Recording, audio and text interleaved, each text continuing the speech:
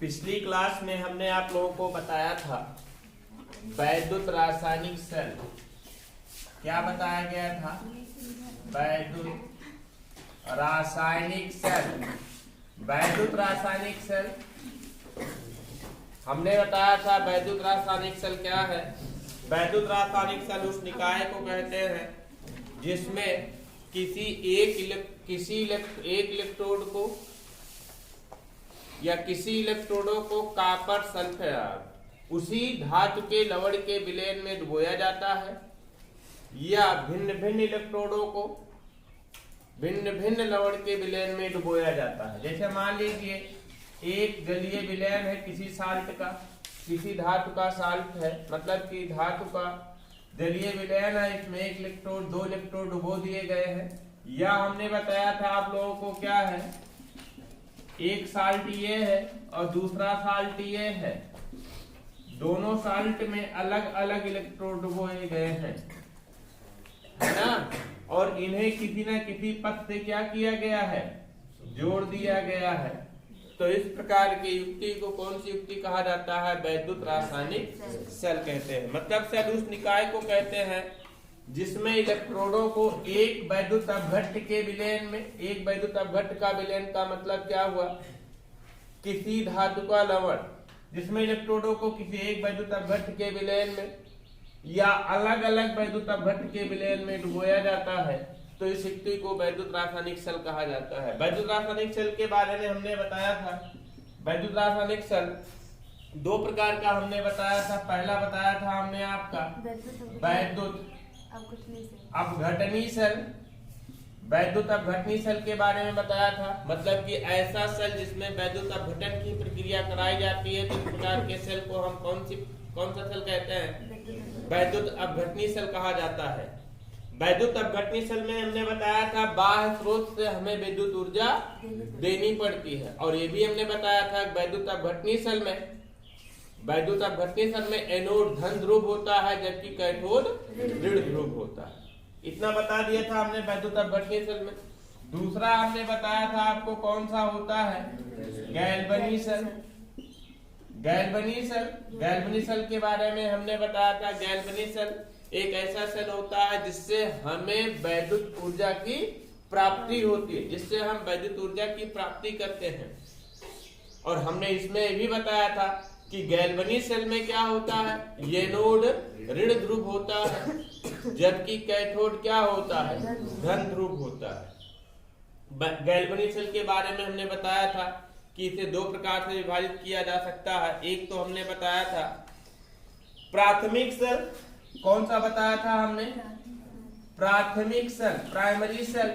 और दूसरा हमने बताया था गौड़ सेल, मतलब कि द्वितीयक सेल। गौड़ सेल मतलब कौन सा आपका, द्वितीयक सेल, या इसी कहा जाता है सेकेंडरी सेल।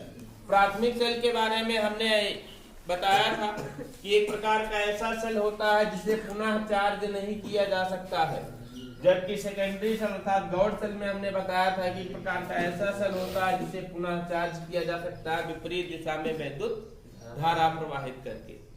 हमने इन दोनों का एग्जाम्पल भी बताया था आप लोगों को। इनका एग्जाम्पल भी बताया था कौन कौन सा होता है, डेनियल सेल, फिर कौन सा बताया था, ड्राई सेल, और फिर बताया था हमने बैटरी। ये सभी किसके एग्जाम्पल होते हैं? गैल्वनी सेल के एग्जाम्पल होते हैं। अब आपको आज पढ़ना है कौन सा, डेनियल सेल पढ़ना। कौन सा सेल पढ़ना है? Daniell cell. तो हेडिंग बनाइए डेनियल सेल। डेनियल सेल किसे कहा जाता है, जानिए डेनियल सेल होता क्या है। पहले तो हम डेनियल सेल के बारे में बताते हैं, फिगर बना के लिखिए डेनियल सेल। डेनियल सेल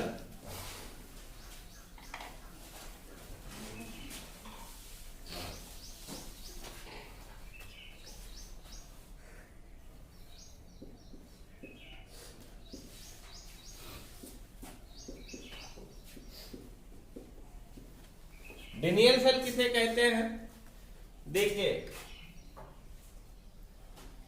एक साल्ट यहाँ है, मतलब एक वैद्युत अपघट्ट पदार्थ इस पात्र में भरा हुआ है, और दूसरा वैद्युत अघट्य पदार्थ इस पात्र में भरा हुआ है।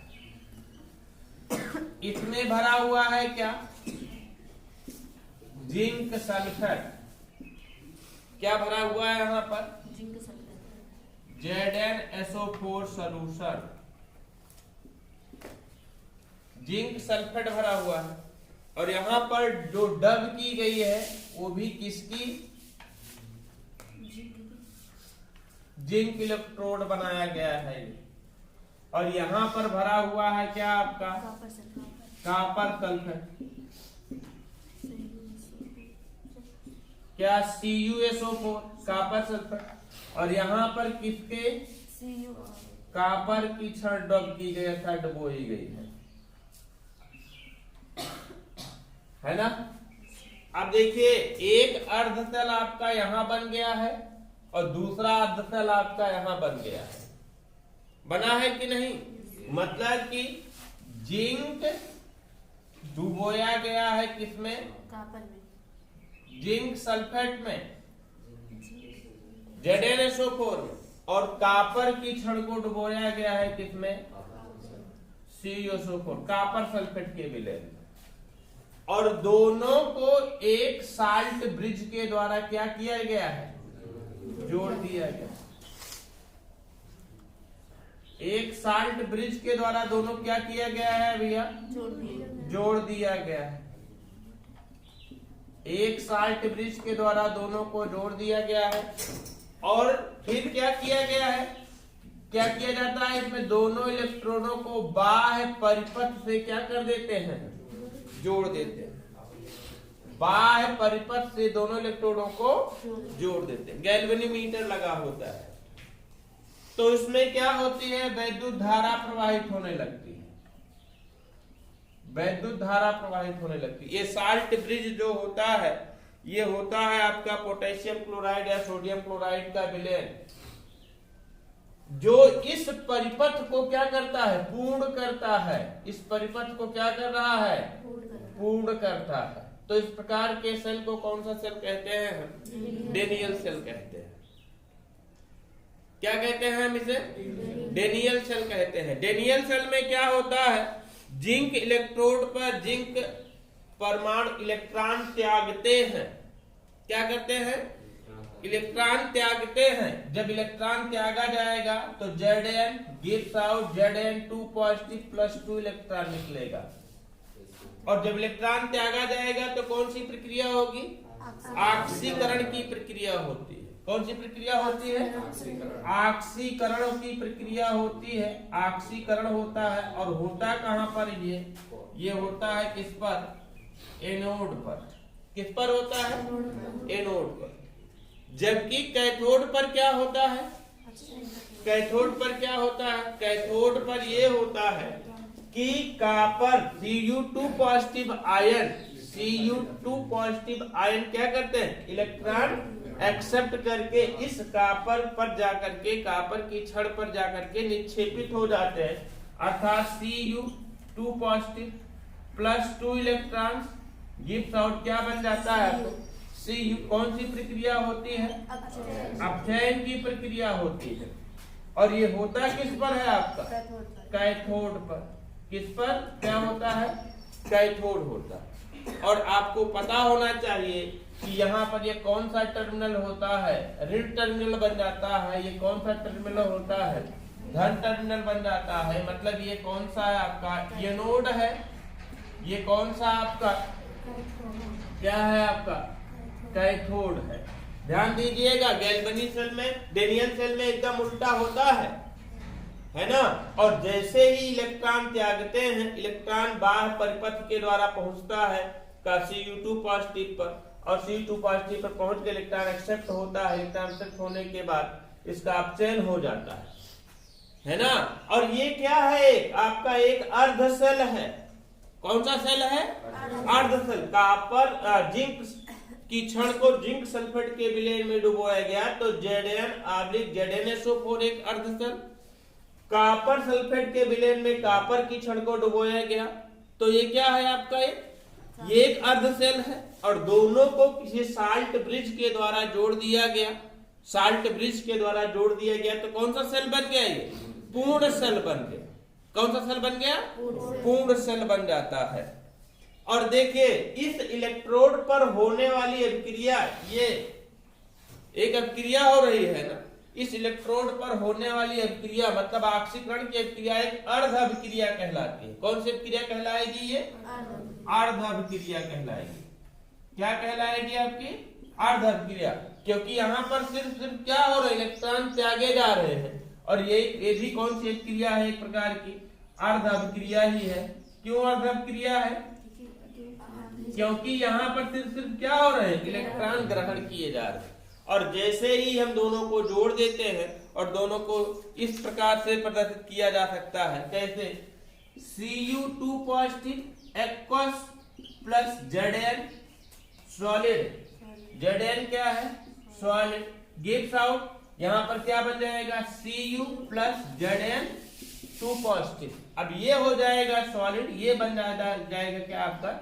एक्वस। मतलब कि दोनों अर्ध सेल को जोड़ दिया गया तो एक पूर्ण सेल का निर्माण हो जाता है।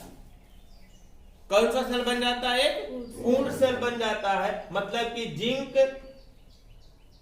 की क्षण को जब जिंक सल्फेट के विलयन में डुबोया गया है तो इसे एक अर्ध सेल कहते हैं। कॉपर की क्षण को कॉपर सल्फेट के विलयन में डुबोया गया तो इसे एक इलेक्ट्रोड कहते हैं और एक अर्ध सेल कहते हैं। और इस अर्ध सेल पर होने वाली अभिक्रिया अर्ध अभिक्रिया कहलाती है। अर्ध अभिक्रिया होती है, एक अर्ध अभिक्रिया इस पर होती है, एक अर्ध अभिक्रिया इस पर होती है। दोनों को जब साल्ट ब्रिज के द्वारा जोड़ देते हैं तो पूर्ण अभिक्रिया होने लगती है। पूर्ण अभिक्रिया को दिखाता है, समझ रहे ना?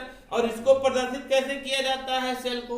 सेल को प्रदर्शित करने का तरीका होता है बेटा, बाईं तरफ हम ऋण टर्मिनल को प्रदर्शित करते हैं और दाहिनी तरफ हम धन टर्मिनल को प्रदर्शित करते हैं। सेल को बनाने का तरीका देखिए। हाँ, एक चीज और जान लीजिए यहीं पर, जैसे ही इस पर अर्धक्रिया होती है, यहाँ पर एक अर्धक्रिया जैसे ही होती है तो इस पर विभवांतर उत्पन्न हो जाएगा। मतलब इलेक्ट्रॉन जब ऑक्सीकरण की प्रक्रिया करके इलेक्ट्रॉन त्यागेंगे तो यहाँ पर एक विभव उत्पन्न हो जाएगा और यहाँ पर भी एक विभव उत्पन्न हो जाएगा जब इलेक्ट्रॉन एक्सेप्ट करेंगे। और दोनों के विभव का अंतर विभवांतर होगा और यही क्या कहलाता है? इस सेल का विद्युत वाहक बल, इलेक्ट्रोमोटिव फोर्स, विद्युत वाहक बल। मतलब क्या है कि दोनों इलेक्ट्रोडों के बीच, एक इलेक्ट्रोड यहाँ है, एक इलेक्ट्रोड यहाँ है, दोनों इलेक्ट्रोडों के बीच जो विभवांतर होता है, अर्थात जो विभवांतर होता है, अर्थात जो विभव का अंतर होता है, उसे क्या कहते हैं? विद्युत वाहक बल, EMF, इलेक्ट्रोमोटिव फोर्स। देखिए बेटा, जब किसी धातु की क्षण को उसी धातु के लवण के विलयन में डुबोया जाता है तो उस पर एक विभवांतर उत्पन्न होता है, एक विभव उत्पन्न होता है ना? और उसी तरीके से यहाँ भी हुआ है। कॉपर जिंक की क्षण को जिंक सल्फेट के विलयन में डुबोया गया तो यहाँ पर एक विभव उत्पन्न हो जाएगा और कॉपर की क्षण को कॉपर सल्फेट के विलयन में डुबोया गया है तो उसमें एक क्या उत्पन्न हो जाएगा? विभव उत्पन्न हो जाएगा। और दोनों इलेक्ट्रोडों के विभवों का क्या निकालेंगे हम? यदि अंतर निकालेंगे तो ही क्या कहलाता है? विद्युत वाहक बल अर्थात इलेक्ट्रोमोटिव फोर्स। और इसे प्रदर्शित किससे किया जाता है? E cell इक्वल टू को प्रदर्शित कैसे करते हैं? E cathode minus E anode से। समझ पा रहे ना? मतलब कि E cell equal to E cathode minus E anode, इसे ही कहा जाता है विद्युत वाहक बल, इलेक्ट्रोमोटिव फोर्स कहते हैं। और समझिए, इस सेल को प्रदर्शित करने का तरीका, सेल को रेखाड़ के रूप में, रेखांकित रूप में कैसे प्रदर्शित करते हैं, इसको ना बनाना पड़े हमें और सेल को प्रदर्शित कर दे तो कैसे प्रदर्शित करते हैं? देखिए बेटा, जिंक की क्षण को किसमें डुबोया गया है? जिंक सल्फेट के विलयन में, अर्थात ZnSO4, एक अर्ध सेल ये है ना। और दूसरा क्या किया गया है आपको? कॉपर की क्षण को कॉपर सल्फेट के विलयन Cu/CuSO4 है ना। और दोनों को क्या किए हैं? साल्ट ब्रिज के द्वारा जोड़ दिए हैं, इसलिए दो रेखा यहाँ पर बनाते हैं, एक पूर्ण सेल बन जाता है, एक अर्ध सेल ये, एक अर्ध सेल ये, दोनों को साल्ट ब्रिज के द्वारा जोड़ दिया गया, तो मतलब क्या बन गया आपका पूर्ण सेल। ये साल्ट ब्रिज के द्वारा जोड़ने को प्रतीक है, समझ पा रहे ना। और हमने बताया है कि जब कभी भी हम सेल के बारे में इस तरीके से प्रदर्शित करते हैं तो ऋण टर्मिनल को हमेशा कहाँ रखते हैं, बाईं तरफ रखते हैं, और धन टर्मिनल को हमेशा कहाँ रखते हैं, दाहिनी तरफ रखते हैं।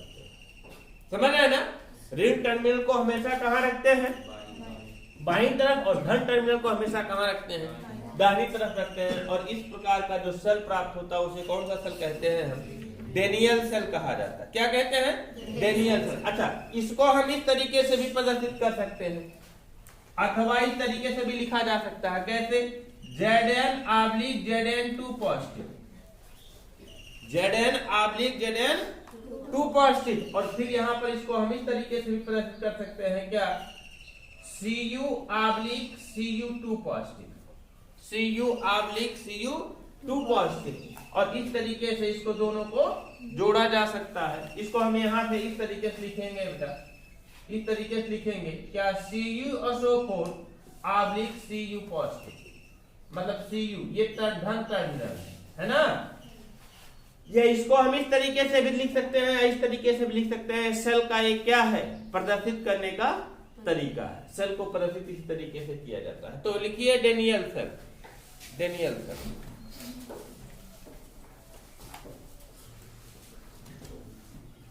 लिखिए डेनियल सेल गैल्वनी सेल का एक मुख्य उदाहरण है।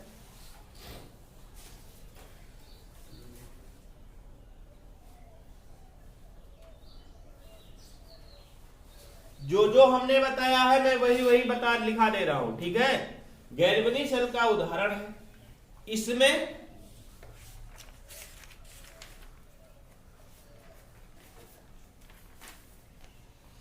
जिंक की क्षण को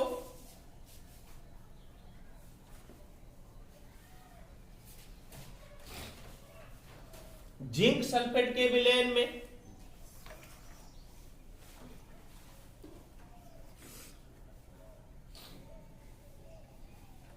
और कॉपर की क्षण को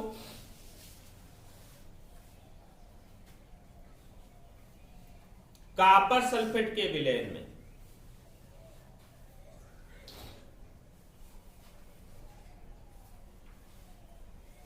कॉपर की क्षण को कॉपर सल्फेट के विलयन में रखकर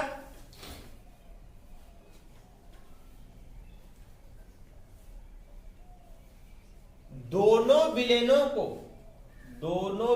को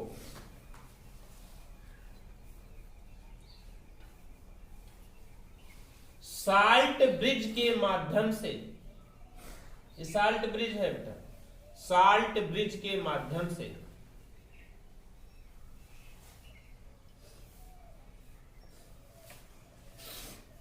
जोड़ देते हैं।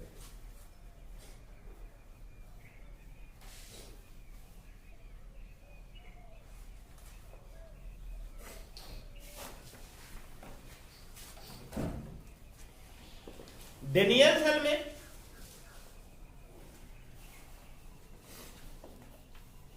एक अर्ध सेल,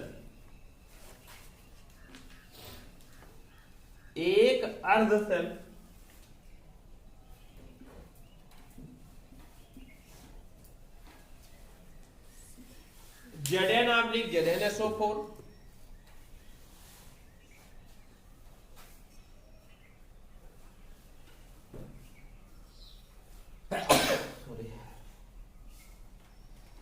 और दूसरा अर्ध सेल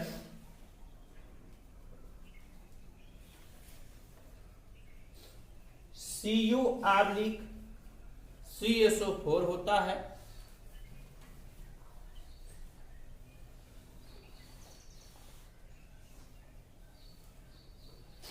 और दोनों को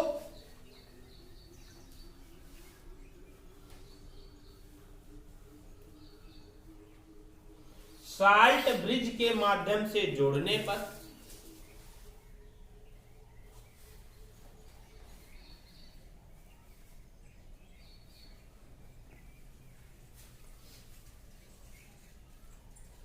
जोड़ने पर एक पूर्ण सेल बन जाता है।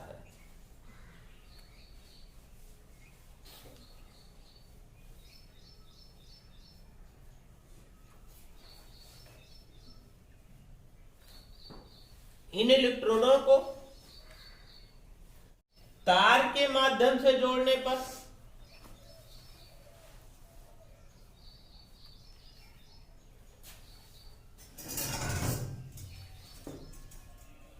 इसमें विद्युत धारा प्रवाहित होने लगती है।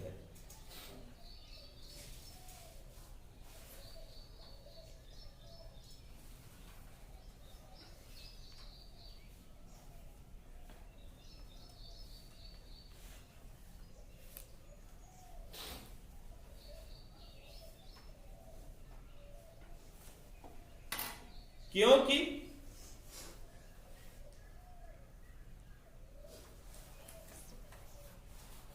तार द्वारा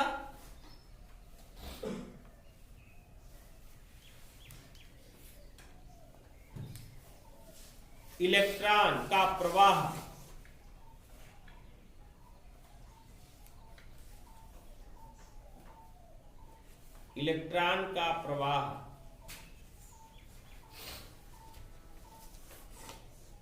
जिंक इलेक्ट्रोड से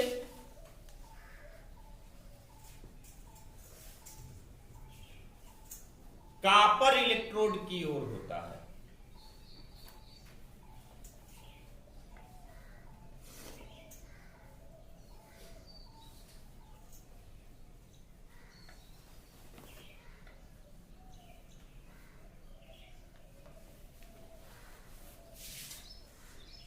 जिंक इलेक्ट्रोड पर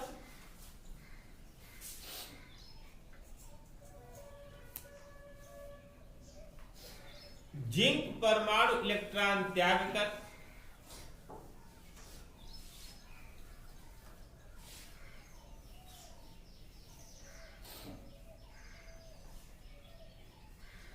Zn पॉजिटिव आयनों में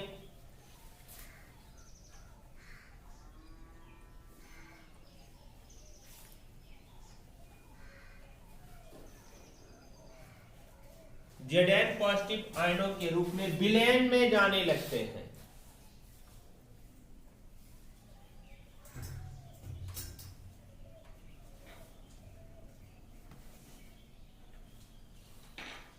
और कॉपर इलेक्ट्रोड पर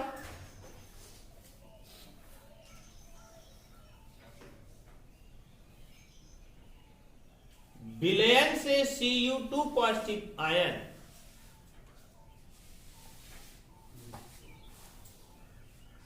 विलयन से Cu2 पॉजिटिव आयन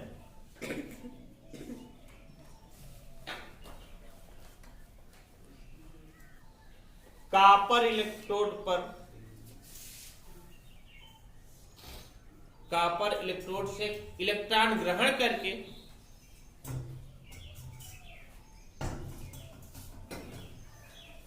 कॉपर के रूप में निक्षेपित होते हैं।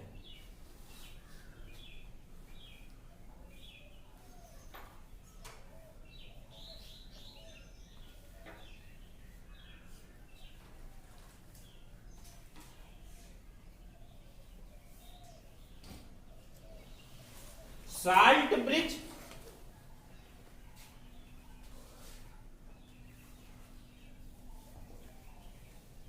इलेक्ट्रॉन अभ्यंतरण पथ को पूर्ण करता है। इलेक्ट्रॉन अभ्यंतर पथ को पूर्ण करता है।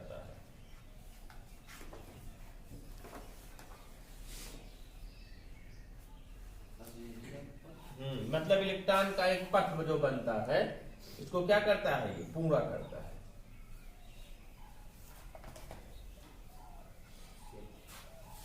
देखिए अभी तक हमने डेनियल्सन बहुत अच्छी तरीके से पढ़ लीजिए।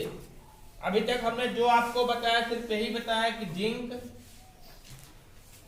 क्या करता है, यहां से Zn जिंक इलेक्ट्रॉन को त्यागता है, इलेक्ट्रॉन त्यागता है और इलेक्ट्रॉन त्याग करके Zn2 पॉजिटिव आयनों के रूप में आ जाता है। और ये Zn2 पॉजिटिव आयन कहां चले जाएंगे, विलेन में चले जाएंगे और त्यागा गया इलेक्ट्रॉन तार के माध्यम से कहां पहुंच जाएगा, कॉपर पर। और कॉपर के जलीय विलेन में होता है Cu2 positive ion. Cu2 positive ion electron को क्या कर लेगा, ग्रहण करके, और कॉपर के रूप में इस इलेक्ट्रोड पर क्या हो जाएगा, निक्षेपित हो जाएगा, है ना। और यहां से इलेक्ट्रॉन साल्ट ब्रिज के द्वारा पुनः परिपथ को पूर्ण कर लेगा।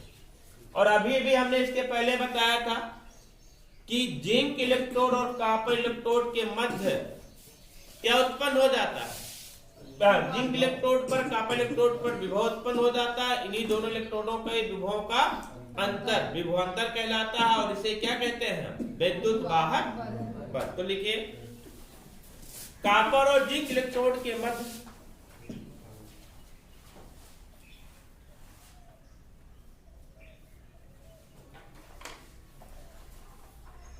विभवांतर होने के कारण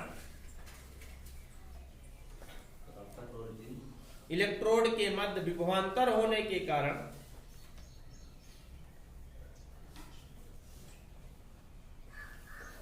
विद्युत धारा प्रवाहित होती है।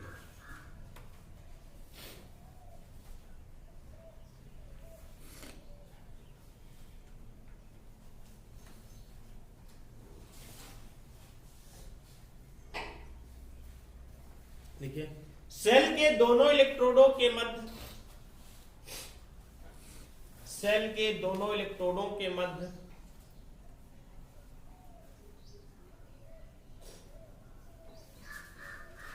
विभवों का अंतर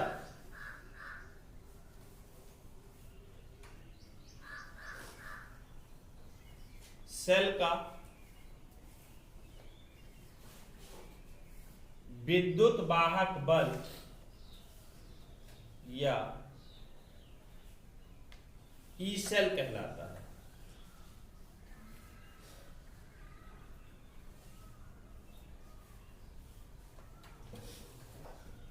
ई सेल कहलाता है, समझ रहे हैं ना। अर्थात E cell equal to E cathode minus E anode.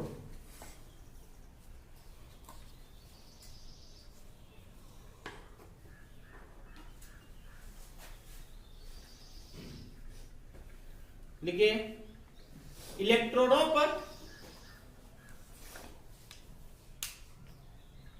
होने वाली अभिक्रियाएं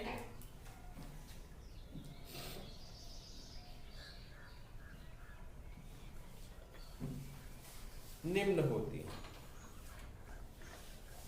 इस अभिक्रिया को लिख लीजिए, Zn gives out Zn2 positive plus 2 electron ऑक्सीकरण, Cu2 positive plus 2 electron gives out Cu अपचयन। दोनों अभिक्रिया को लिखते हैं।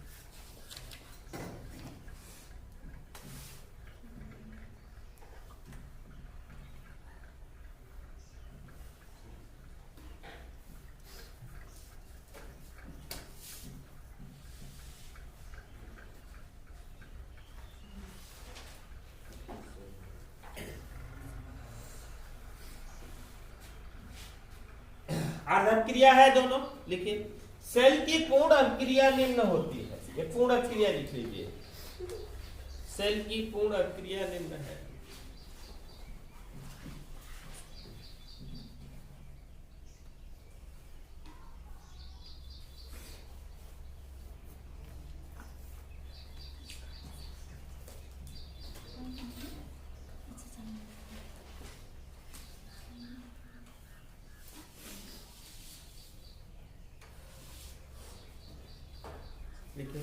डेनियल सेल में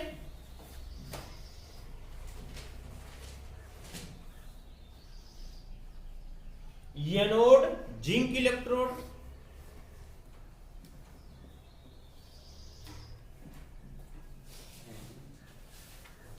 जिंक इलेक्ट्रोड, और कॉपर कैथोड कौन सा इलेक्ट्रोड होता है, एनोड कौन सा इलेक्ट्रोड है, जिंक, और कैथोड कौन सा है, हाँ, और कैथोड कॉपर इलेक्ट्रोड होता है।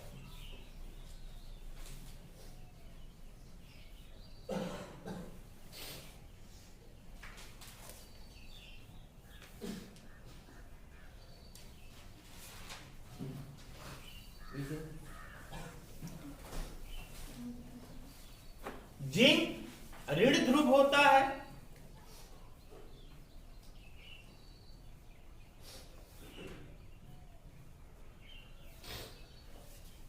जिंक एनोड ऋण ध्रुव होता है, जबकि कॉपर कैथोड धन ध्रुव होता है।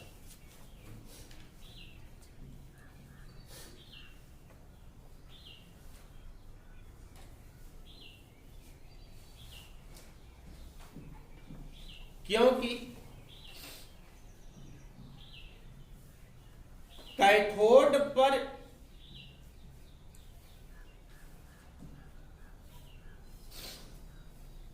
ऋण ध्रुव से इलेक्ट्रॉन आते हैं,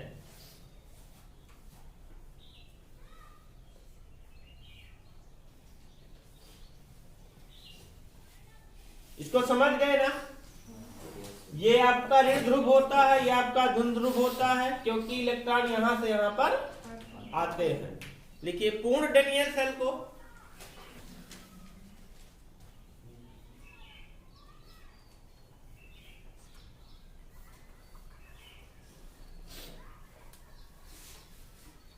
निम्न शेल आरेख द्वारा प्रदर्शित किया जाता है।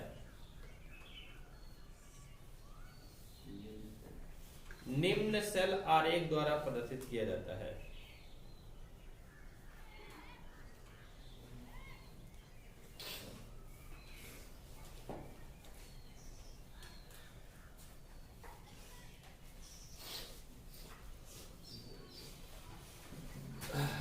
शेल आरेख हमने बताया है ना, कैसे? जैसे जिंक की छड़ को जिंक सल्फेट के विलयन में डुबोया गया है, तो जिंक और जिंक सल्फेट के विलयन में एक खड़ी रेखा, और कॉपर की छड़ को कॉपर सल्फेट के विलयन में डुबोया गया है, तो दोनों के बीच में एक खड़ी रेखा, और इस दोनों अर्धसेल, एक अर्धसेल है, दोनों अर्धसेल को जोड़ने के लिए दो खड़ी रेखाएं प्रदर्शित की जाती हैं। ध्यान देना इतनी बात है मुख्यतः कि ये इधर का आपका कौन सा ध्रुव होता है? ऋण ध्रुव होता है बाईं तरफ का, और दाहिनी तरफ का कौन सा होता है? धन ध्रुव होता है ना? नोट कर लीजिए इसको।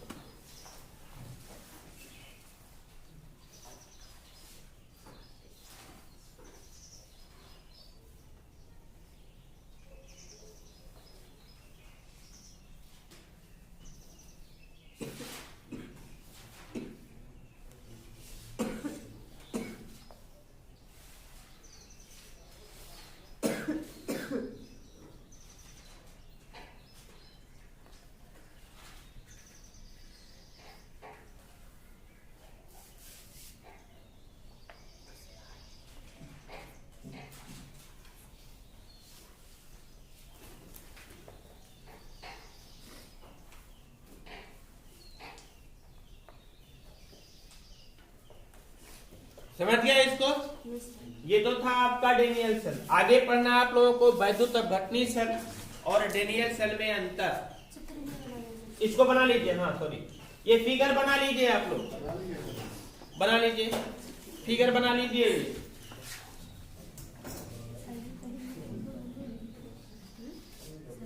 बना लीजिए, बाकी कल ही पढ़ाते हैं।